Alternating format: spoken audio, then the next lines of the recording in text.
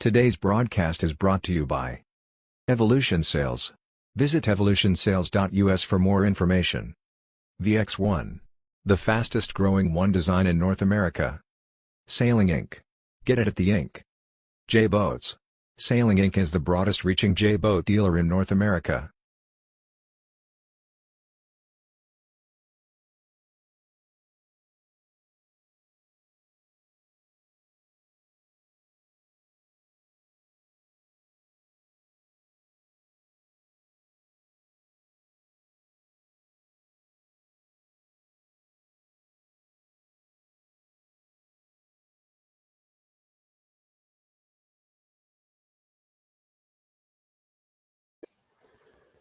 All right. Well, welcome to Live at the Ink Home Edition.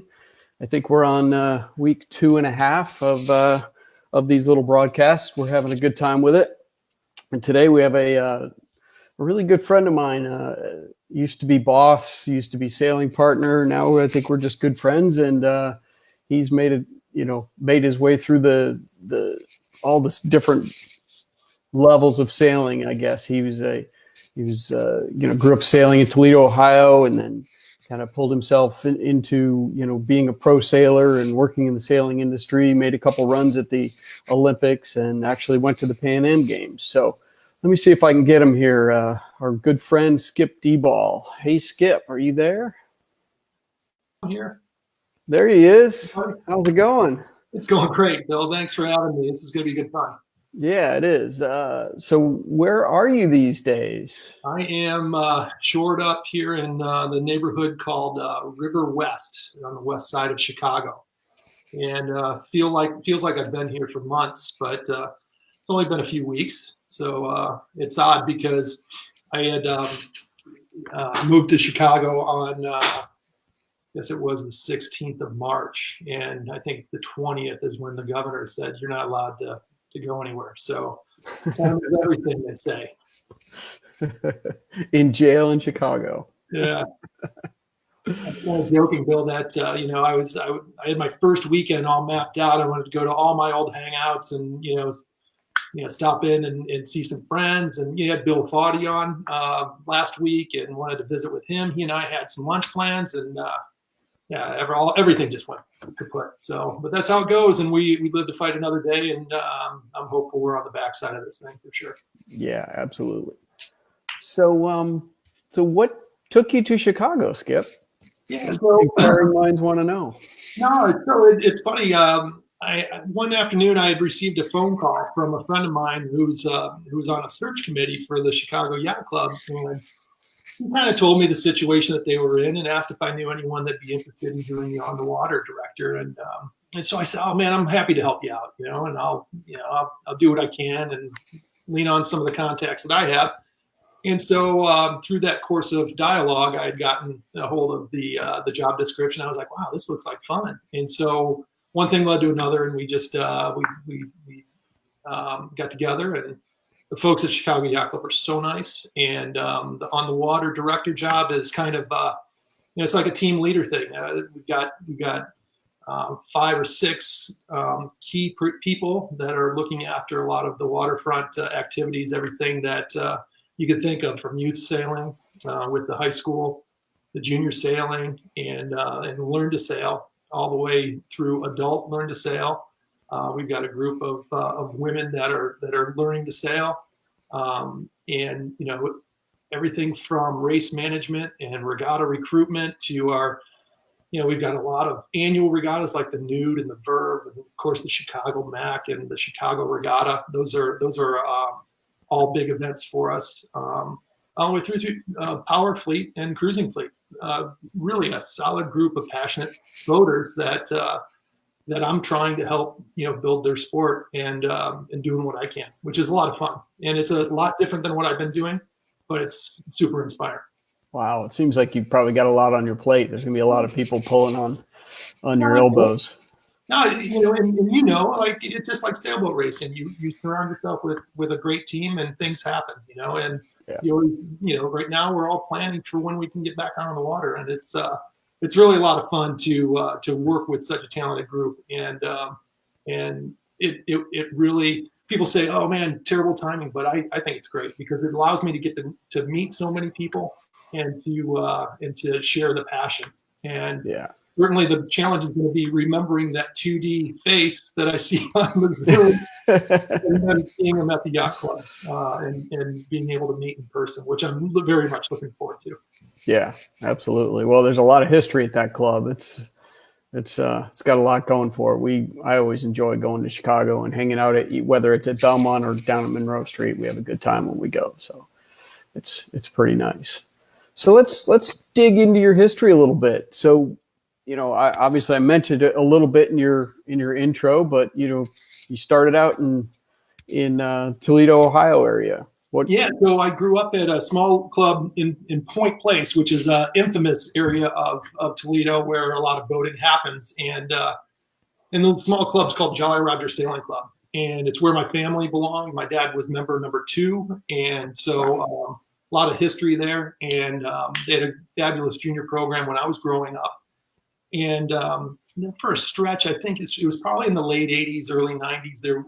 On the Great Lakes, we had a very low water situation. And Jolly Roger Sailing Club it was on a river called the Ottawa River, and it just became too shallow to sail. So we moved up to a club called North Cape Yacht Club, which many people have heard of. It's very know it well. famous, yeah. And Anna Tunnicliffe, the gold medalist, is from our club. We're quite proud of her.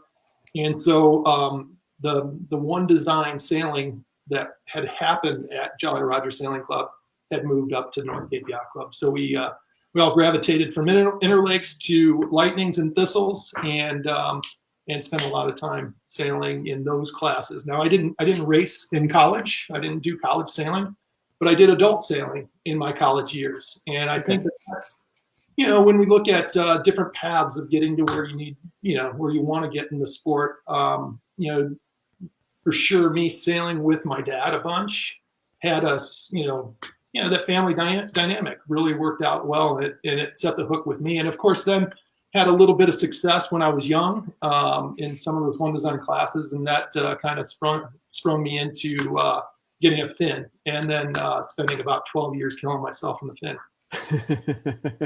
gain weight.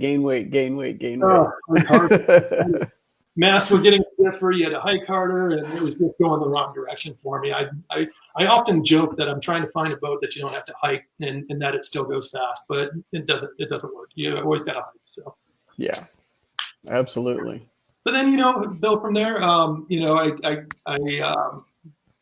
left fin sailing and did some coaching, and coached a good friend of mine, Jeff Ewenson, for a number of years, and got back into my roots, which was lightning sailing, thistles, and then ultimately Highlanders, interlakes, and all the Midwestern non-scout type boats. Though I did spend some time in the MC Scout too. So and build a business around that with our own brand, and then with your help and that of all the gang in the loft in Toledo, which it's a pretty fun history there.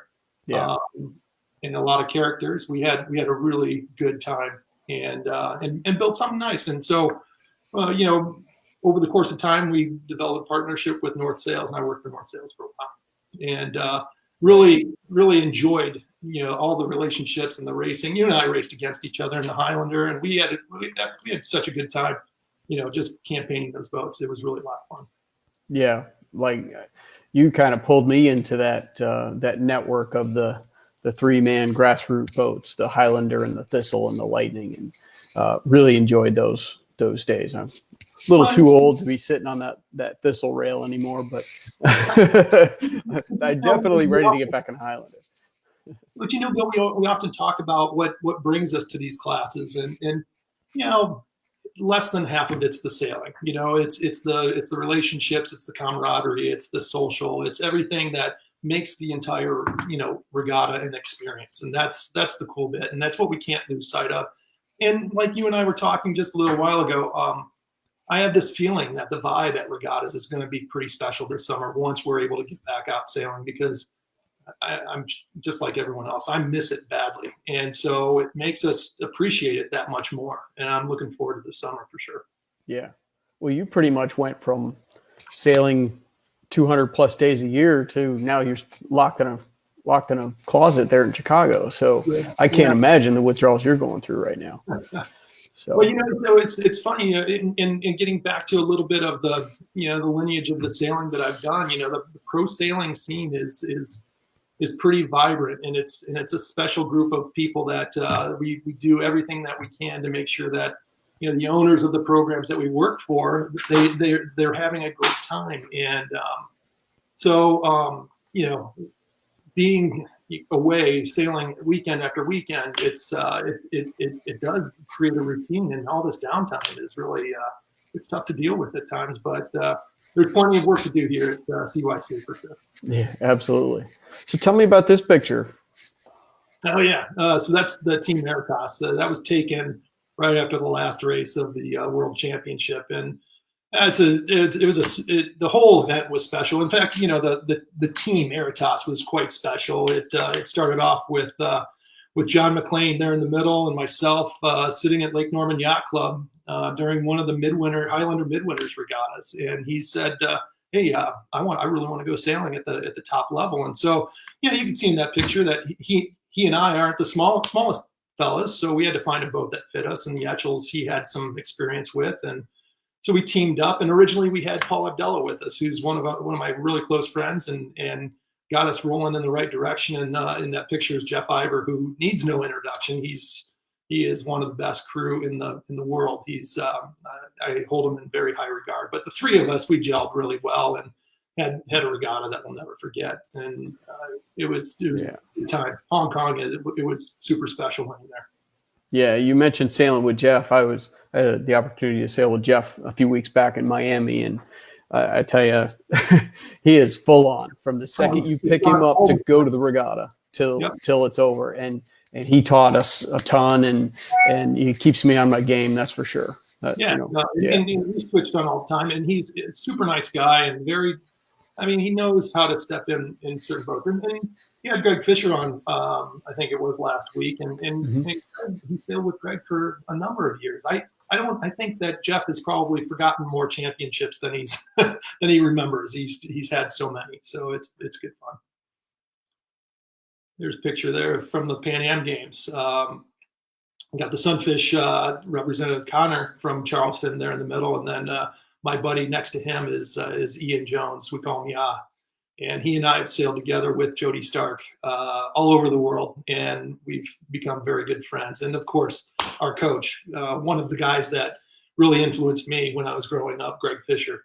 In fact, it's a little known fact that I kind of kicked around the Fisher Sail Loft when my brother was working there.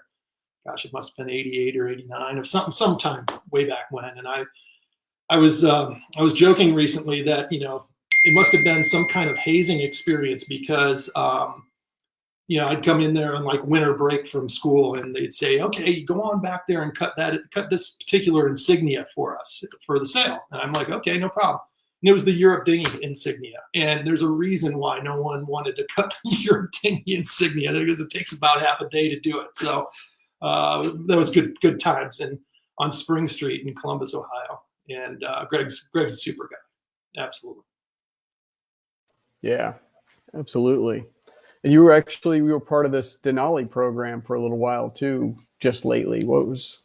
Yeah. So Denali's based out of Harbor Springs, Michigan. The owner's Bill McKinley, who's become a very good friend, and Bill's as passionate about sailing as anyone. And I gotten to know him when he had a Carkeek 40 that he raced on the lakes, and became his rep with North Sails, and then worked with him and others in the program when he commissioned the Cur 46 Denali, which is Denali Cube now. And so I spent some time last summer racing the MAC races with him, and he has a J70 as well, and so I was able to coach him at a few regattas and then sail with him as well. But super nice guy and great program, and really fun boats that are a mix of great sailors, good friends, and there's never a dull moment, that's for sure.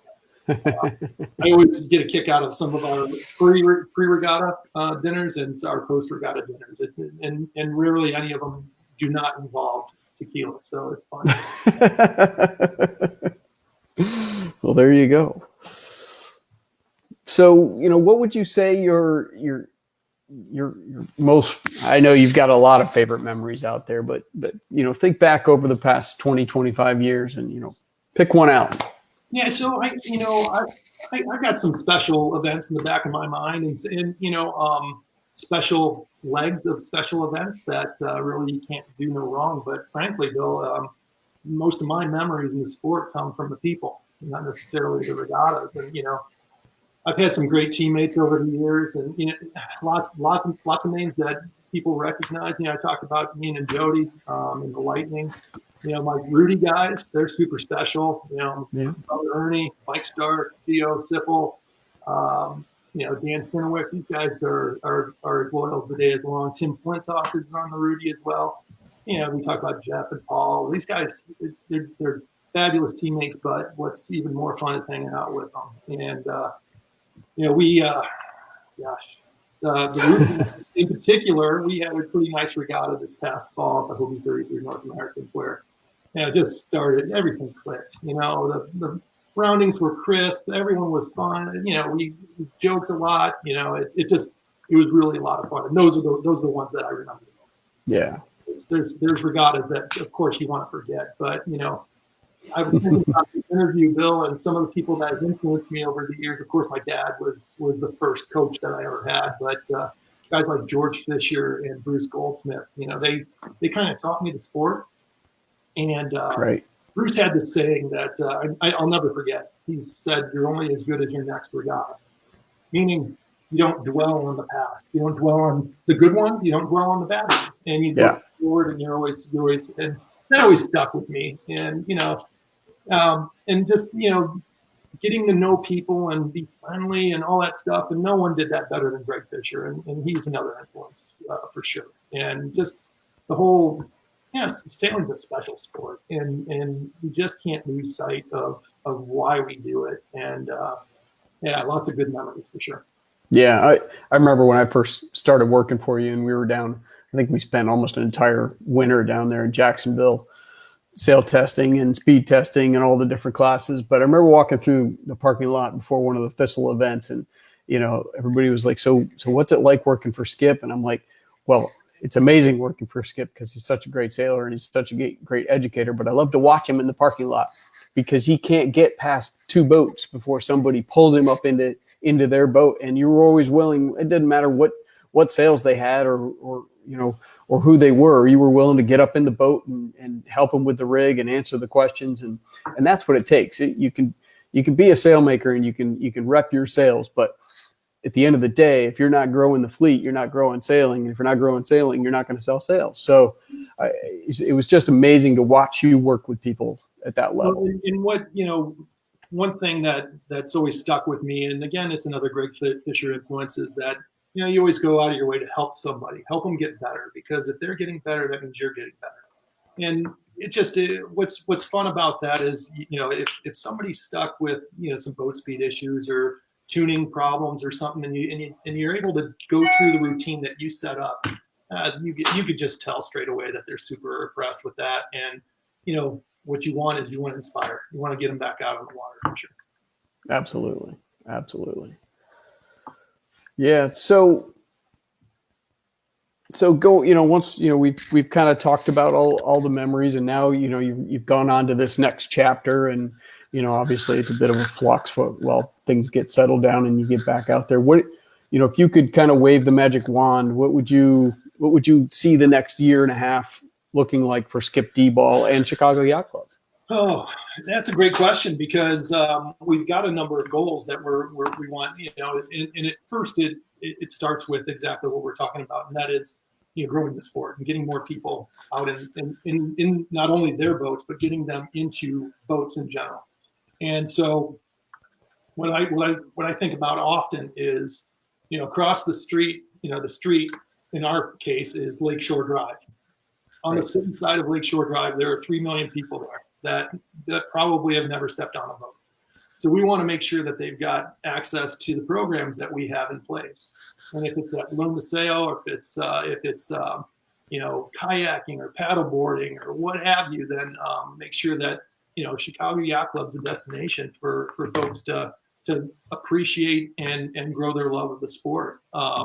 With specific terms of our programs, we want to help people, and get to the next level, whatever that level is. If it's PHRF racing, if it's cruising rendezvous, if it's predicted logs for the power fleet, whatever it is, that's the job of the waterfront. And like I said, I've got a great team that we're all focused on making sure that we fulfill our goals. Results will come as a result of all of our hard work. We've got talented young sailors that go through the Chicago Yacht Club. We've got a list of alumni that have come through our club that are willing to help us out. And, a perfect example of that is, our high school coach, Dave Gerber, has Google Classroom set up. And it's basically virtual learning for the kids. Right. And one of the things that we had going on, I guess it was 2 weeks ago, maybe a week and a half ago, was that we had Steph Roble and Maggie Shea on to do a Q&A with the kids. And just the inspiration, it's contagious. And so, that's what the stuff that we focus in on, though. We're, the results and the entries to regattas and the participation will come from the work that we do at the ground level. Yeah, absolutely. So we talked about this a little bit with Greg, a couple weeks ago, and it kind of hits home with me a little bit. So I keep asking. So I hope that's okay. But the sailor that has kind of come up through the opties and the lasers and the 420s, and he did a little high school sailing and done some college sailing, and now in this day and age, it's not really conducive to just stay in sailing. It seems like everybody's got to go out there and have their 2.5 kids and the dog and get their house and get settled and then come back to sailing. How will you, as a waterfront director, try and harness those young sailors to keep them sailing until they can afford to get a boat and get a full membership at the club? Yeah, well, this is the specific topic that's been debated for 20 plus years. I was the one design class coordinator or director or whatever it was for U.S. Sailing way back when they had this set up where all the one design classes would get together, and our number one thing was, how do we keep kids in the sport? They get done with they finish college and they disappear, and that's general brushstroke, but it's what we see. And then they come back when they have some, so they get their family situated, they have some disposable income, they get boats, and they come back in. But, for sure, the best way to keep them in is to have a fleet of rentable or usable boats. And we've got a fleet of sonars that we use just for these types of purposes that can be rented or signed up, and you can race them in our Frostbite series or any one of the regattas that we have throughout the summer. And typically they're sold out. And so we have these fleets are already intact. I know, the College of Charleston has J22s. It's this similar type of program where you can sign up and use the boats. We've got a fleet of Tom 28s, which is a specific type of boat that was developed for match racing, but we're using them in fleet racing as well. Right. The fractional ownership or the sign up with the club or part of the club fleet, that's the direction it's got to go for that group of people, to make it affordable and to make it easy for them, because they don't really have the resource to store a boat and work on a boat and do all that stuff. So that's the direction that we see it for sure. And we've got the programs in place at CYC. Yeah, and you got to make sure you keep it fun for them too. You want them to want to come back as well. And it goes back to what we're saying is, rarely is it about, who went left and who went right on the beat. It's about, who you're talking to around the keg afterwards. Exactly. So you probably can't see all of Ron's question here. Most clubs seem to keep the sailing in the same old classes year after year. Skip, what are your thoughts of getting established yacht clubs to adopt more modern or exciting boats? It takes investment, and that's the biggest problem. Is there aren't many clubs that could just wipe the slate clean and go straight away into a new fleet. But to Ron's point is, that is one thing that appeals to the younger crowds. And, I think it's the RS-21 and Lakewood Yacht Club under, down with Terry Flynn's group has done that. They've got a fleet of cool boats that they're using for their, to fill this void.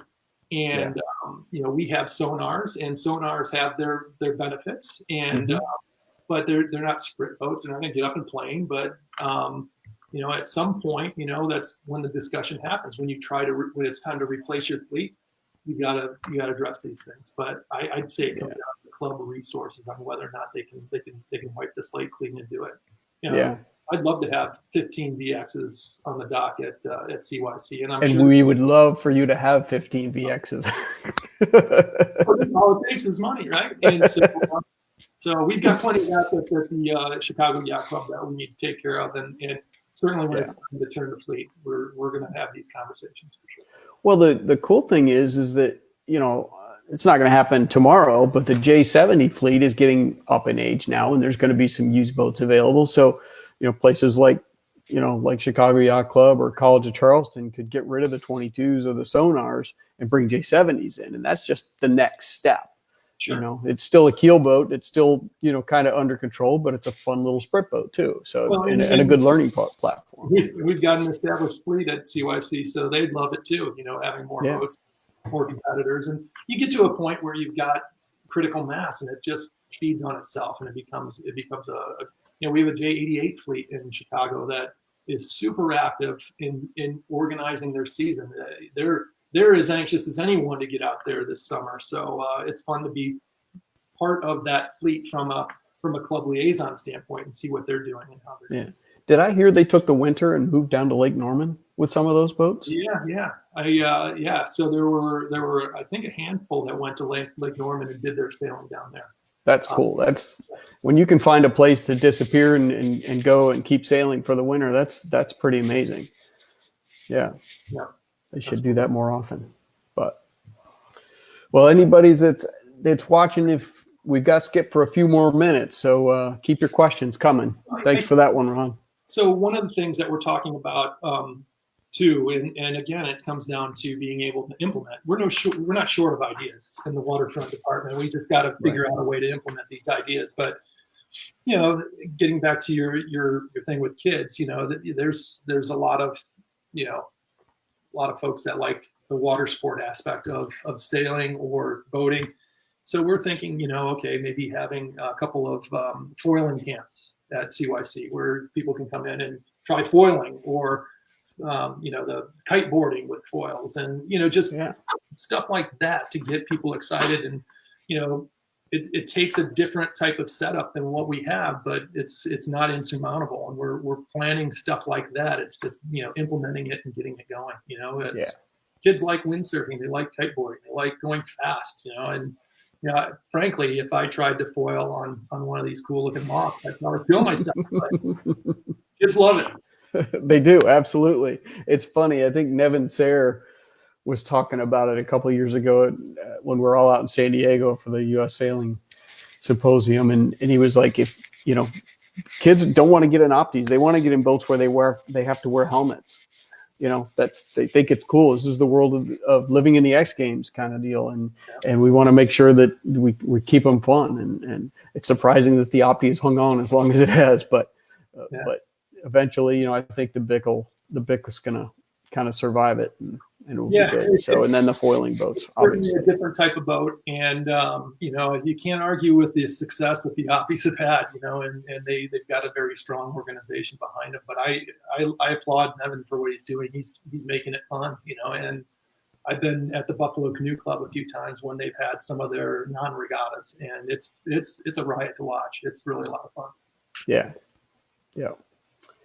Well, Skip, I think we've pretty much reached our 30-minute mark, but do you have any kind of closing remarks? No, I just, for those that are out there that are looking to get to the next level, just, don't be shy in reaching out to sailmakers or, the person that may have gone around the course the fastest, just to ask questions. I've had a few pretty darn good coaches in my day, and Dave Dellenbaugh and David Howlett and Dog Palfrey and Dave Allman most recently, and Kevin Burnham. These guys are awesome. They're eyes off the boat, and they can help you get to the next level. And it doesn't take a huge amount of effort to get a coach to follow you around. And I think that, you can't get frustrated in the sport. It's got to be fun. It's got to be, it's got to feed the passion. And that's kind of my closing remarks is don't get frustrated with the sport, embrace it, have fun, and let's get out on the water. Absolutely. We're all pretty excited about getting back out there as quick as we can. So, all right, Skip. Well, thanks. I appreciate it. And I'm sure we'll chat soon. Thanks, Bill. Had a great time. Be safe. Yeah, Bye. you too.